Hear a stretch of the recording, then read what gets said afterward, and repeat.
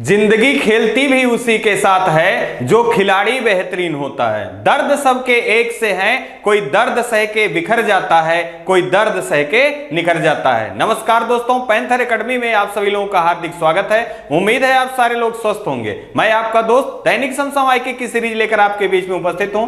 उम्मीद है आपको यह सेशन पसंद आ रहा होगा। और डेली की तरह सेशन शुरुआत करने से पहले हम लोग दो शब्द मोटिवेशनल कोट से सेशन की शुरुआत करेंगे। देखिए यहां दिया गया है, दुनिया की हर परेशानी आपकी हिम्मत के आगे घुटने टेक देती है यदि आप अपने लक्ष्य के प्रति अडिग हो। मतलब अगर आपका संकल्प दृढ़ है तो दुनिया की कोई ताकत आपको हरा नहीं सकती। किसी ने सही कहा है कि अगर आप किसी चीज को पाने के लिए शिद्दत से लग जाते हैं तो कायनात भी उसे मिलाने के लिए कोशिश करती है। इसी क्रम में आपसे गुजारिश यही रहेगी कि आप सेशन में शुरुआत से लेकर अंत तक बने रहिए। निश्चित ही इस सेशन से आपको लाभ होने वाला है। आइए हम लोग सेशन की शुरुआत करें और देखें यहां अत्यंत महत्वपूर्ण प्रश्न के रूप में दिया गया है। पहला प्रश्न है, हाल ही में विश्व प्रकृति संरक्षण दिवस का आयोजन कब किया गया? तो देखिए विकल्प पहला दिया गया 26 जुलाई, दूसरा 28 जुलाई, तीसरा 29 जुलाई, चौथा दिया गया 18 जुलाई।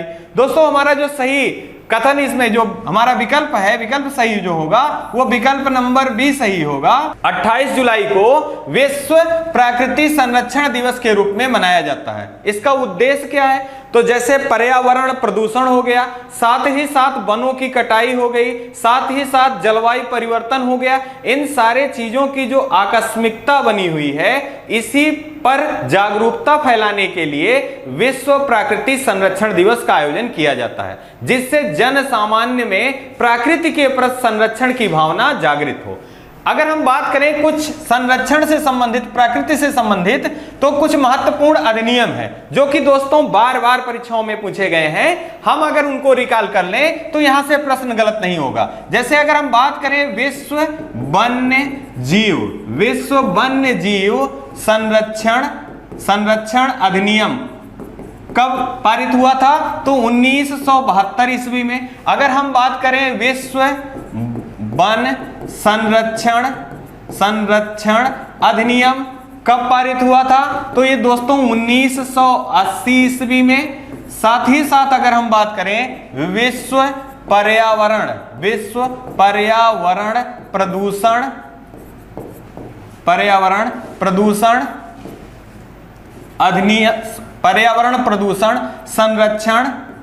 संरक्षण अधिनियम ये कब आया था? तो ये 1986 ईस्वी में पारित हुआ था।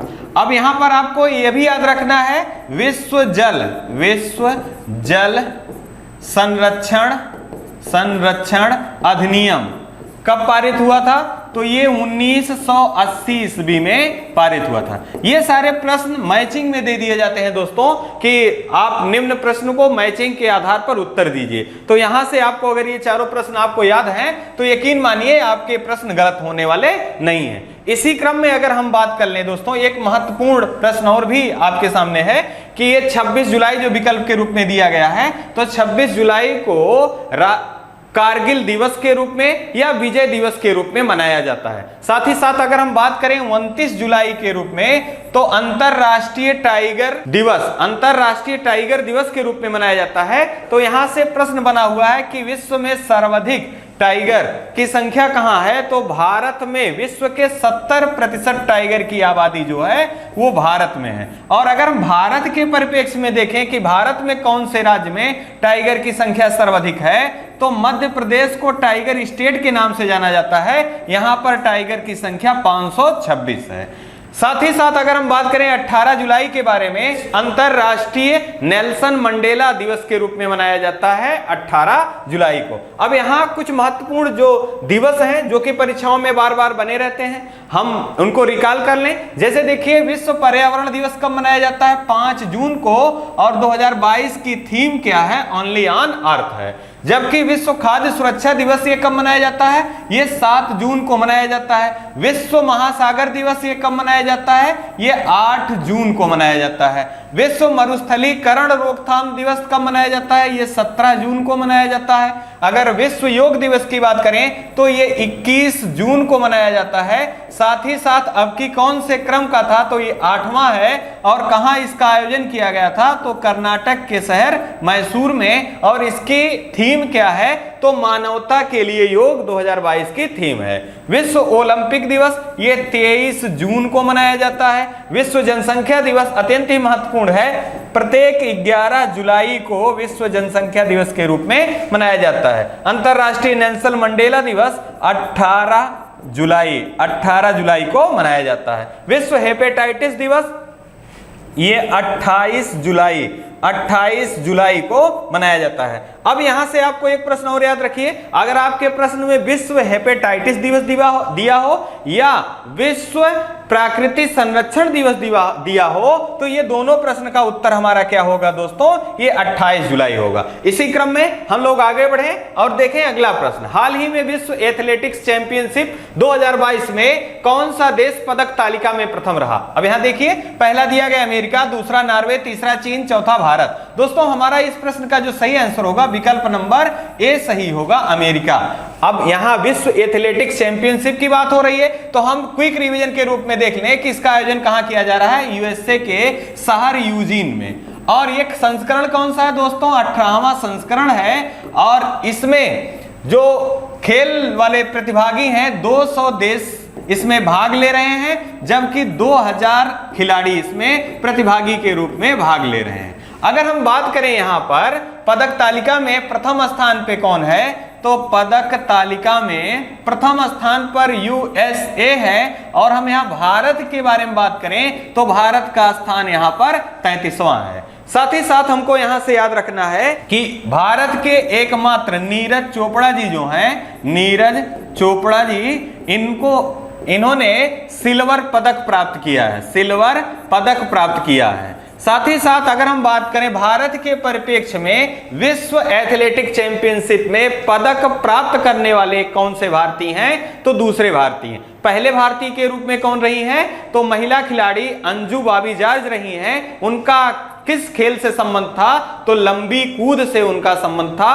और उन्होंने कौन सा पदक प्राप्त किया था दोस्तों? तो उन्होंने कांस्य पदक प्राप्त किया था। कब प्राप्त किया था? 2003 में। यहां प्रश्न आपको इंपॉर्टेंट, नीरज चोपड़ा के बारे में जानकारी लगभग सबको होगी, लेकिन जब प्रश्न आएगा आपका तो हो सकता है वहां पहला कौन था ये पूछ लिया जाए, जहां कम लोगों को जानकारी होगी। इस नाते आपको नीरज चोपड़ा जी के साथ साथ आपको याद रखना है अंजू बॉबी जॉर्ज और उनका खेल। साथ ही साथ यहां कितने मीटर इन्होंने अपना जो भाला फेंका था? तो ये 88.13 मीटर इन्होंने दूर भाला फेंका था। अब यहां स्वर्ण पदक किसने जीता था? तो ग्रेनाडा के एंडरसन पीटर्स ने स्वर्ण पदक जीता था।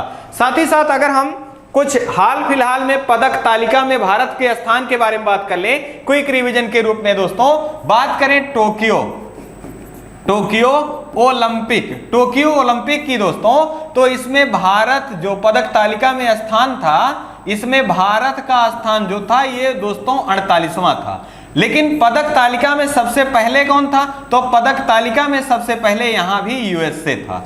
अगर हम बात करें टोक्यो पैरा ओलंपिक में, यहां पर पदक तालिका में भारत का स्थान जो है ये 24वां था। भारत ने 19 पदक जीते थे। साथ ही साथ पदक तालिका में पहले स्थान पे कौन था? चीन था। अगर हम बात करें शीतकालीन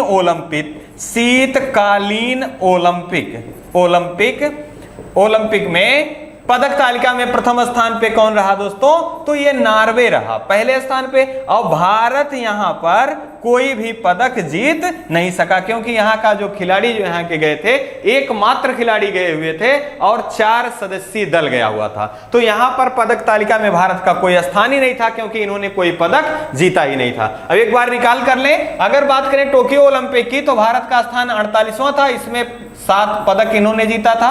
पहले स्थान पर यूएसए था दोस्तों, टोक्यो पैरा ओलंपिक की बात करें तो भारत का स्थान 24वां था, यहां पर 19 पदक प्राप्त किया था और पदक तालिका में प्रथम स्थान पे चीन। और शीतकालीन ओलंपिक की बात करें तो इसमें भारत को कोई पदक नहीं प्राप्त हुआ था और नॉर्वे इस पदक तालिका में प्रथम रहा है। आइए इसी क्रम में हम लोग आगे बढ़े।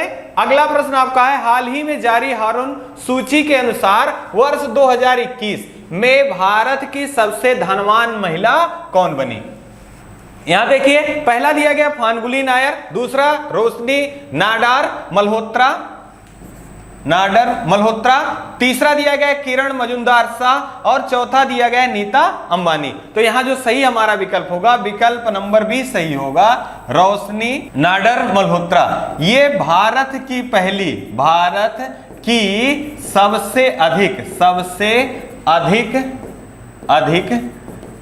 सबसे अधिक अमीर महिला कौन है? तो ये रोशनी नाडर मल्होत्रा है। साथ ही साथ अगर हम बात करें दूसरे स्थान पे कौन है तो फाल्गुनी नायर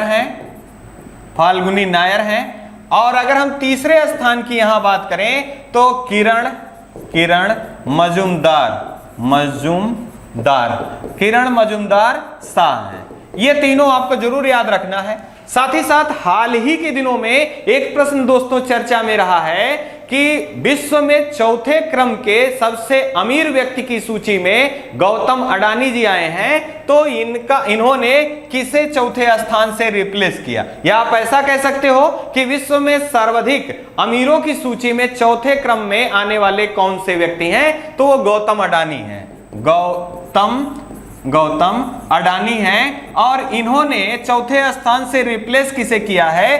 तो बिल गेट्स को इन्होंने चौथे स्थान से रिप्लेस किया है। साथ ही साथ आपको याद होगा कि बिल गेट्स को ही पाकिस्तान का दूसरा सर्वोच्च सम्मान अल हिलाल सम्मान से सम्मानित किया गया। इस प्रश्न को आपको याद रखना है। अब यहां से बात हो रही है महिला क्रम के रूप में, वरीयता क्रम में, तो कुछ हाल फिलहाल के दिनों में जो सर्वोच्च महिलाओं का पद रहा है, चर्चा में रहा है, वहां से प्रश्न बना हुआ है। अगर हम उनको रिकॉल कर लें तो हमारा प्रश्न गलत होने की संभावना समाप्त हो जाएगी। जैसे अगर हम बात करें सेबी की पहली महिला, बात करें दोस्तों सेबी की पहली महिला अध्यक्षा के रूप में किसे नियुक्त किया गया है? तो माधुरीपुरी बुच। अगर हम बात करें ओएनजीसी की पहली महिला अध्यक्ष कौन नियुक्त की गई हैं? तो अलका मित्तल। साथ ही साथ अगर हम बात करें जेएनयू की पहली महिला कुलपति के रूप में किसे नियुक्त किया गया है? तो शांति श्री धूली पड़ी। अगर हम बात करें WTO की पहली महिला अध्यक्षा के रूप में किसे नियुक्त किया गया है? तो नाकुंजी ओकोंजा इवेला जो हैं, यहां से भी प्रश्न बनने की संभावना प्रबल है। आइए इसी क्रम में हम लोग दोस्तों अगला प्रश्न देख लें। हाल ही में चर्चा में रहा फीफा अंडर 17 महिला विश्व कप का आयोजन 2022 में कहां किया जाएगा? देखिए, पहला दिया गया भारत, दूसरा स्पेन, तीसरा रूस, चौथा ऑस्ट्रेलिया। दोस्तों हमारा जो सही विकल्प यहां है, ये सही विकल्प आपका विकल्प नंबर ए सही होगा। भारत में 2022 फीफा अंडर 17 महिला विश्व कप का आयोजन किया जाएगा। अब यहां से आपको इस बात को ध्यान रखना है कि ये 4 साल पर आयोजित होने वाली खेल है। तो इससे पहले 2018 में कहां आयोजित किया गया था? 2018 में तो यह स्पेन में आयोजित किया गया था। और इसकी विजेता टीम कौन रही थी दोस्तों? तो स्पेन ही इसकी विजेता टीम के रूप में रही है। अब हाल फिलहाल में कुछ महत्वपूर्ण जो खेल के आयोजन होने हैं, अगर उनको हम देख लें तो हमारा प्रश्न गलत नहीं होगा। जैसे अगर हम बात कर लें दोस्तों कि 13वां पुरुष क्रिकेट वर्ल्ड कप का आयोजन कहां किया जाएगा? जो कि 2023 में होना है, तो ये भारत में किया जाएगा। साथ ही साथ अगर बात हम करें फीफा फुटबॉल विश्व कप का आयोजन कहां किया जाएगा? 2022 में, तो इसका आयोजन दोहा कतर में किया जाएगा। अगर हम बात करें 44वां शतरंज ओलंपियाड का आयोजन कहाँ किया जा रहा है? तो पहली बार भारत में किया जा रहा है, और भारत के किस शहर में? तो चेन्नई में इसका आयोजन किया जा रहा है। इसका शुभंकर क्या है? तो इसका शुभंकर तुंबी है। अगर हम बात करें यही विश्व हॉकी कप का आयोजन 2023 में कहाँ किया जाएगा?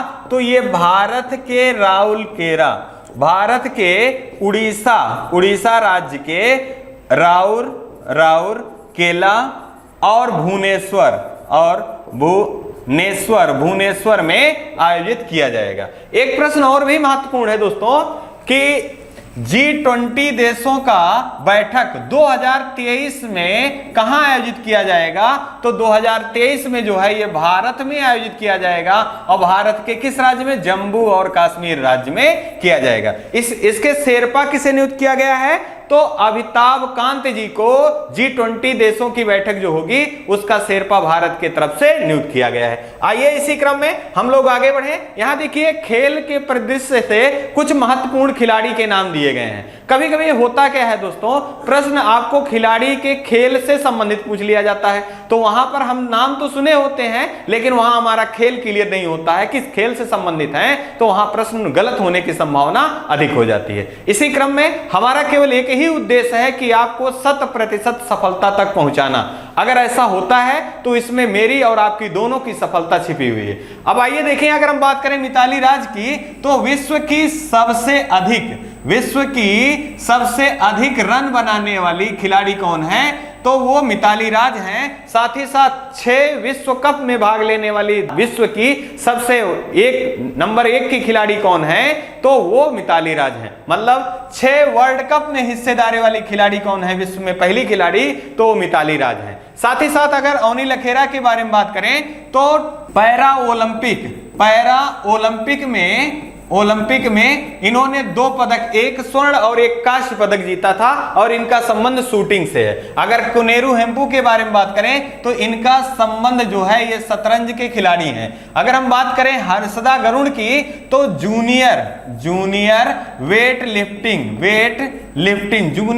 लिफ्टिंग में भारत के लिए स्वर्ण पदक किसने जीता है? तो हर्षदा गरुड़ ने जीता है। अगर हम बात करें मीराबाई चानू की, तो टोक्यो ओलंपिक में भारत के लिए पहली पदक विजेता कौन रही? तो मीराबाई चानू रही। अगर हम बात करें लवलीना बोरगोहेन की, तो इनका संबंध किस खेल से है? तो ये मुक्केबाज हैं, और ये भारत की तीसरी मुक्केबाज हैं जिन्होंने ओलंपिक में पदक जीता। पहले कौन है? विजेंदर सिंह और MS मैरी कॉम, साथ ही साथ लवलीना बोरगोहेन। साथ ही अगर रवि दहिया के बारे में बात करें तो ये 57 किलोग्राम में पहलवान हैं। तो इन्होंने जो टोक्यो ओलंपिक में इन्होंने सिल्वर पदक प्राप्त किया था। अगर हम बात करें निकाहत जरीन की, तो इनका खेल बॉक्सिंग है, और इन्होंने भारत के लिए पहला स्वर्ण पदक जीता है बॉक्सिंग में, निकाहत जरीन ने। अगर बात करें नीरज चोपड़ा जी के बारे में, तो हाल ही में विश्व एथलेटिक चैंपियन में इन्होंने सिल्वर पदक प्राप्त किया है, और टोक्यो ओलंपिक में एकमात्र स्वर्ण पदक विजेता कौन रहे हैं? तो नीरज चोपड़ा।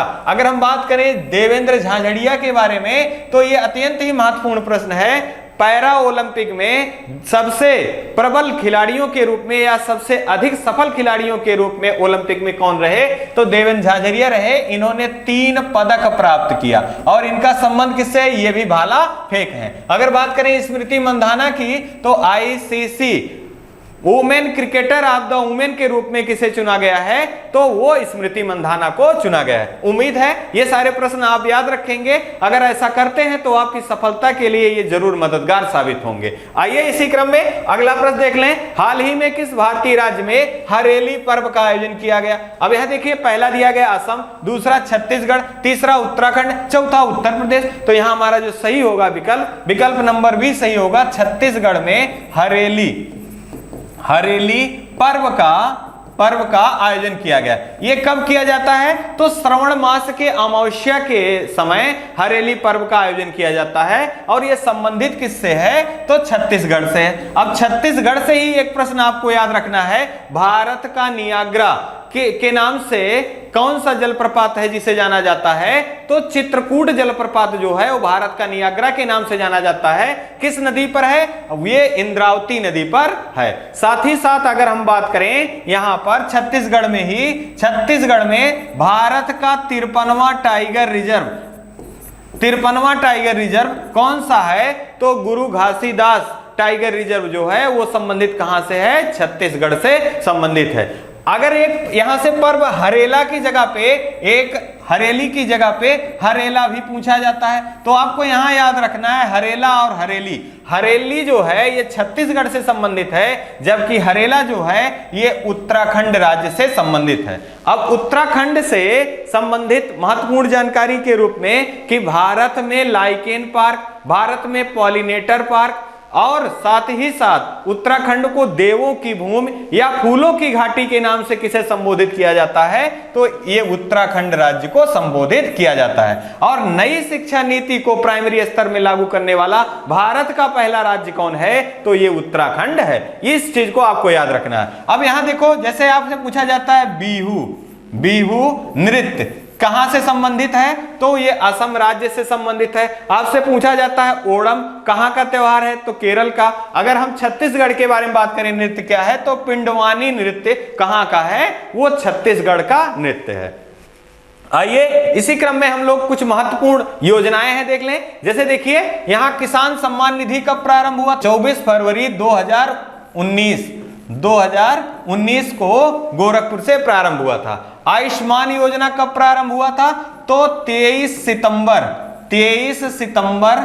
सितंबर 2018 को प्रारंभ हुआ था। कहां से? झारखंड की राजधानी जो है रांची से। मेक इन इंडिया कब प्रारंभ हुआ था? 2014 में। मिशन इंद्रधनुष कब प्रारंभ हुआ था? तो यह भी 2014 से प्रारंभ हुआ था। उज्ज्वला योजना की बात करें तो 1 मई 2016 में बलिया से प्रारंभ हुआ था। जबकि अगर उज्ज्वला 2.0 पूछा जाए तो यह 2021 में महोबा से प्रारंभ हुआ था। बेटी बचाओ बेटी पढ़ाओ योजना कब प्रारंभ हुआ?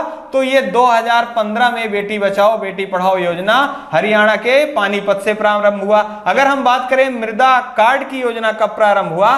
तो 19 फरवरी 2015 को राजस्थान राज्य से प्रारंभ हुआ। आइए इसी क्रम में हम लोग अगला देख लें। हाल ही में भारतीय नौसेना को किस स्वदेशी विमान वाहक की प्राप्ति हुई? देखिए दिया गया है कलवरी, दूसरा करंज, तीसरा विक्रांत, चौथा खंडेरी। हमारा जो सही विकल्प यहां होगा विकल्प नंबर सी सही होगा, विक्रांत। ये क्या है? यह स्वदेशी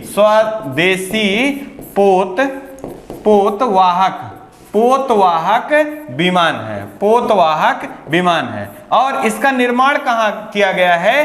तो कोच्चि शिपयार्ड में इसका निर्माण किया गया है। अब हाल फिलहाल में कुछ महत्वपूर्ण जो है नौसेना, भारतीय नौसेना के द्वारा महत्वपूर्ण जानकारियां हैं, उसे अगर हम नोट कर लें जहां से हमारे प्रश्न गलत ना हो। जैसे अगर हम बात करें कि INS प्रोजेक्ट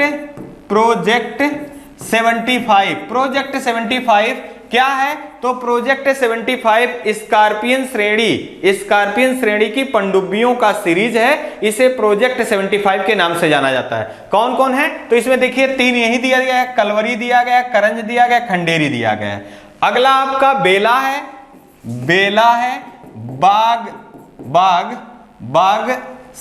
बाग सीर है और बागीर। ये जो 6 स्कॉर्पियन श्रेणी की पनडुब्बियां हैं, इन्हीं को प्रोजेक्ट 75 के नाम से जाना जाता है। अब एक ऑपरेशन संकल्प,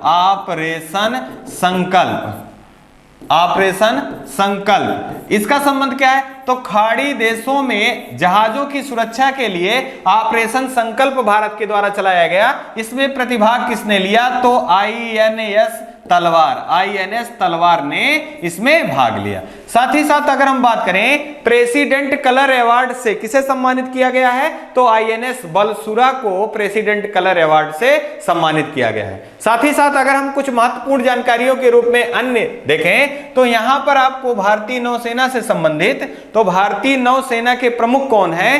तो मनोज पांडे जी भारतीय नौसेना के प्रमुख हैं। आइए इसी क्रम में अगला प्रश्न देख ले, हाल ही में किस देश के द्वारा तंबाकू निषेध बिल को पेश किया गया? अब यहाँ पहला दिया गया ऑस्ट्रेलिया, दूसरा न्यूजीलैंड, तीसरा माल्टा और चौथा दिया गया है चीन। यहाँ जो हमारा सही होगा विकल्प नंबर बी सही होगा, न्यूजीलैंड के द्वारा तंबाकू निषेध बिल को पेश किया गया। अब तंबाकू निषेध बिल से आशय यहाँ है कि तंबाकू का उपयोग या तंबाकू में कौन सा जो पदार्थ है या कौन सा केमिकल है जो पाया जाता है, तो इसके कितनी मात्रा होनी चाहिए और इनकी बिक्री कहाँ होनी चाहिए, किस स्थिति में होनी चाहिए, इन सारी स्थितियों को संबंधित या इन सारी स्थितियों को स्पष्ट करने के लिए तंबाकू निषेध बिल पारित किया गया। अब इसका उद्देश्य 2024 तक इसको लागू करने का उद्देश्य है। साथ ही साथ अगर हम बात करें न्यूजीलैंड से संबंधित, तो न्यूजीलैंड की राजधानी क्या है? तो न्यूजीलैंड की राजधानी वेलिंगटन है। अगर हम ये बात करें ऑस्ट्रेलिया की,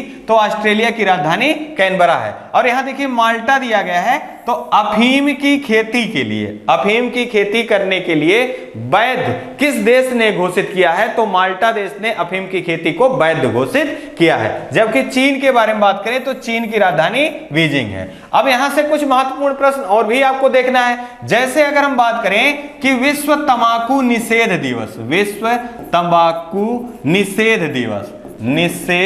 दिवस कब मनाया जाता है? तो प्रत्येक वर्ष 31 मई को विश्व तंबाकू निषेध दिवस के रूप में मनाया जाता है। इसी क्रम में आइए हम लोग अगला प्रश्न देख लें। हाल ही में भारतीय विदेश मंत्री किस देश की 2 दिवसीय यात्रा पर हैं? तो यहां देखिए पहला दिया है कजाकिस्तान, दूसरा मंगोलिया, तीसरा उज्बेकिस्तान, चौथा चीन। तो यहां हमारा सही जो होगा ये उज्बेकिस्तान की यात्रा पर हैं, 2 दिवसीय उज्बेकिस्तान की यात्रा पे हैं। उज्बेकिस्तान की राजधानी क्या है? तो उज्बेकिस्तान की राजधानी ताशकंद है। यहाँ के समरकंद में जो विदेश मंत्री हैं, इन विदेश मंत्रियों की एससीओ के विदेश मंत्रियों की बैठक होनी है। इसी बैठक में भाग लेने के लिए भारत के विदेश मंत्री एस जयशंकर जी गए हुए हैं। इनका उद्देश्य क्या है? आने वाले समय में जब एससीओ के राष्ट्राध्यक्षों की बैठक होगी, उसी की कार्यप्रणाली या उसी की तैयारी की समीक्षा करने के लिए यह बैठक बुलाई गई है विदेश मंत्रियों की। साथ ही साथ अब यह एक महत्वपूर्ण संस्था के रूप में बात हो रहा है एससीओ की। इसका फुल फॉर्म क्या है? तो संघाई सहयोग संगठन इसका फुल फॉर्म है। और इसकी स्थापना कब की गई थी? तो इसकी स्थापना 2001 में किया गया था। इसका मुख्यालय कहां है? तो इसका मुख्यालय चीन के बीजिंग में है। साथ ही साथ अगर हम बात करें इसके सदस्य देश कितने हैं, तो इसके सदस्य देश 9 हैं। और हाल ही में सदस्य देश कौन है? तो हाल ही में सदस्य देश के रूप में ईरान ने सदस्यता ली है। तो इसको भी आपको याद रखना है। एक प्रश्न हाल ही के दिनों में चर्चा में रहा है, ये सीओ ने इस साल 2022 के लिए किसे अपनी सांस्कृतिक राजधानी के रूप में चुना है? तो वाराणसी को एससीओ ने अपनी सांस्कृतिक राजधानी के रूप में चुना है। साथ ही साथ अगर हम बात करें भारत एससीओ का सदस्य देश है, तो हाँ ये 2017 में भारत और पाकिस्तान 2017 में एससीओ की सदस्यता को ग्रहण किया था। अब यहां देख लीजिए, अगर हम बात करें कजाकिस्तान की राजधानी नूर सुल्तान है और मंगोलिया की राजधानी उलान बटोर है, चीन की बीजिंग है। और कजाकिस्तान जो है ये सबसे बड़ा लैंडलॉक देश के रूप में कौन सा है? तो कजाकिस्तान है। साथ ही साथ ईरान से एक प्रश्न और भी याद रखिएगा कि ईरान ने अपनी नई मुद्रा जारी की है, उसका नाम क्या है? उसका नाम टोमान है। आइए इसी क्रम में हम लोग आगे बढ़ते हैं। अगला है, हाल ही में किस देश में 300 वर्षों के बाद येलो रोज नाम का एक सबसे बड़ा हीरा प्राप्त हुआ है? तो यहां देखिए पहला दिया कंबोडिया, दूसरा इंडोनेशिया, तीसरा दिया गया अंगोला, चौथा दिया गया सोमालिया। तो यहां हमारा सही विकल्प जो है विकल्प नंबर सी सही होगा। अंगोला में 300 वर्षों के बाद लूलो रोज नाम का सबसे बड़ा हीरा प्राप्त हुआ है। और इसकी विशेषता क्या है? तो इसकी विशेषता यह है कि बहुत लंबे समय के बाद ऐसा हीरा प्राप्त हुआ है। और इसकी विशेषता यह है कि इसमें अशुद्धि ना के बराबर है, मतलब इसमें अशुद्धि की कोई गुंजाइश नहीं है। साथ ही साथ अगर हम यहां देखें कंबोडिया की राजधानी क्या है? तो कंबोडिया की राजधानी नामपेन है। अगर हम बात करें यही इंडोनेशिया की राजधानी तो नुसंतारा है। अगर बात करें अंगोला की तो लुआंडा है। अगर सोमालिया की राजधानी की बात करें तो मोगादिशु है। आइए इसी क्रम में हम लोग अगला प्रश्न देख लेते हैं और इस सेशन का ये लास्ट प्रश्न है। देखिए, हाल ही में बलविंदर सफरी का निधन हो गया, उनका संबंध किससे है? तो दिया गया पहला गायक, दूसरा कोरियोग्राफर, तीसरा फिल्म निर्देशक, चौथा संगीतकार। तो यहाँ जो सही विकल्प हमारा है विकल्प नंबर ए सही होगा। तो बलविंदर सफरी का जो निधन हो गया, इनका संबंध ये गायक थे और इनका हाल ही में निधन हो गया। अब इस सेशन के महत्वपूर्ण प्रश्नों के साथ कुछ महत्वपूर्ण जानकारी और भी आप देख लीजिए, अत्यंत ही महत्वपूर्ण है। जैसे आईएमएफ का नवीनतम देश कौन बना है? तो ये एंडोरा है। अब इसमें कितने देश हो गए? तो इसमें 190 देश हो गए। तो आपसे दोस्तों प्रश्न ऐसा भी पूछा जा सकता है कि आईएमएफ का नवीनतम देश या 190वां देश कौन सा हो सकता है या कौन है? तो यहां पर ये एंडोरा होगा। अगर बात करें यूएनओ का नवीनतम देश कौन है, तो यहां पर आपको ध्यान रखना है यूएनओ का दक्षिणी सूडान। दक्षिणी सूडान जो है ये यूएनओ का नवीनतम देश है। अब यहां पर यूएनओ में भारत की तरफ से अस्थायी सदस्य के रूप में किसे नियुक्त किया गया है? यह भी प्रश्न अत्यंत महत्वपूर्ण है। तो रुचिरा कंबोज को नियुक्त किया गया है। अगले प्रश्न के रूप में अगर देखें, अंतरराष्ट्रीय सोलर अलायंस का 101वां और 102वां सदस्य कौन बना है? तो 101वां जो है ये यूएसए बना है और 102 है एंटीगुआ बना है। एंटीगुआ बना है, ये आपको ध्यान रखना है। साथ ही साथ एक महत्वपूर्ण दिया गया, देखिए I2U2, I2 और U2। यहां मतलब I2 का मतलब पहले इंडिया और इजराइल, इंडिया और इजराइल, और U2 का मतलब है यूएसए, साथ ही साथ यूएई। इन देशों के संयोजन को या इन देशों के समूहों को किस नाम से संबोधित किया गया है? I2U2। ये क्वाड की तरह है। अब क्वाड देशों की स्थापना कब हुई? 2007 में हुई है। साथ ही साथ इसमें कौन है? यूएसए है, भारत है, जापान है और ऑस्ट्रेलिया है। इन्हीं 10 प्रश्नों के साथ महत्वपूर्ण जो संबंधित तथ्य थे उनके साथ आपसे विदा लेने से पहले हम 2 शब्द पुनः आपसे कहना चाहेंगे। निंदा से घबराकर अपने लक्ष्य को ना छोड़ें, क्योंकि लक्ष्य मिलते ही निंदा करने वालों का राय बदल जाता है। मतलब जिस दिन आप सफल हो जाएंगे तो आपके प्रति लोगों का नजरिया बदल जाएगा। इसी क्रम में दोस्तों आप पूरी ऊर्जा के साथ अपनी सफलता के लिए लगे रहिए, निश्चित ही आप सफल होकर आएंगे, ऐसी उम्मीद है। आप लोग अपना और अपने परिवार का खूब सारा ध्यान रखिए। जय हिंद, जय भारत।